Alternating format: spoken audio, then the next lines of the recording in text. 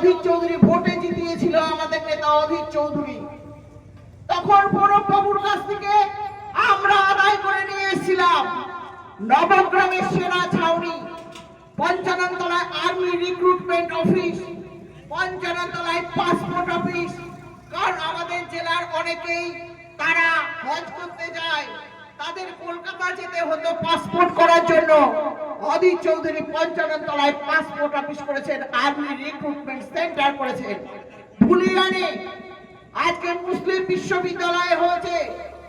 আপনারা দেখবেন অধীর চৌধুরীর উন্নতি। মাত্র 11 মাস তিনি মন্ত্রী ছিলেন, কেন্দ্রের প্রতিমন্ত্রী। পলাশী থেকে লালগোলা পর্যন্ত ডবল লাইন আজকে অধীর চৌধুরীর নেতৃত্বে। নসিপুরের রেলওয়ে যে সমস্যা ছিল সেই সমস্যা কাটিয়ে নসিপুরের সুবন্দোবস্ত করে দিয়েছেন অধীর চৌধুরী। আমরা কাজ করতে চাই, তাই আমাদের সুযোগ করে দেওয়া হোক। আমাদের যদি আপনারা সুযোগ করে না দেন, সারা জীবন আপনাদেরকে পস্তাতে হবে। কারণ আমি আগেই বলেছি, সাম্প্রদায়িক সম্প্রীতি, বেকারত্ব দূরীকরণ, মহিলাদের সুরক্ষা, কৃষকের চোখের জল যারা মুছাতে পারে তার নাম ভারতবর্ষের জাতীয় কংগ্রেস। আজকে দিদিমণি আজকে বেকারত্ব, আজকে পশ্চিমবঙ্গ ধারে জর্জরিত। দিদিমণি মন্দির করে করে ঘুরে বেড়াচ্ছে। আজকে দীঘাতে, পুরী থেকে জগন্নাথকে ধরে নিয়ে এসেছেন দীঘাতে।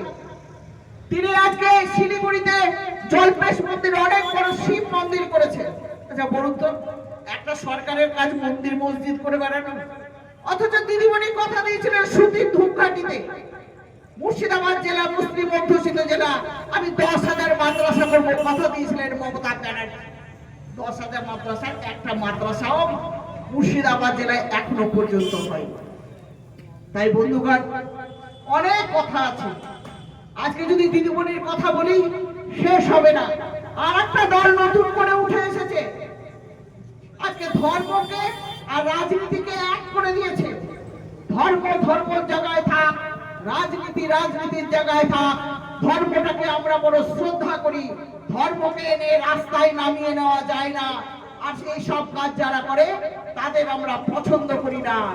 আজকে ধর্মের জিকির তুলে বিজেপিকে, তৃণমূলকে সুযোগ করে দিচ্ছে যারা, তাদেরকে আমরা ভালোবাসি না, ভালো চোখে দেখি না, এইটুকু আপনাদেরকে বলতে চাচ্ছি।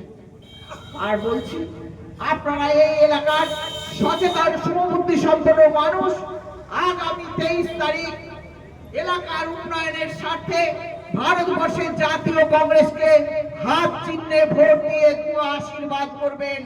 হাত চিহ্নে ভোট দিয়ে জাতীয় কংগ্রেসকে এগিয়ে নিয়ে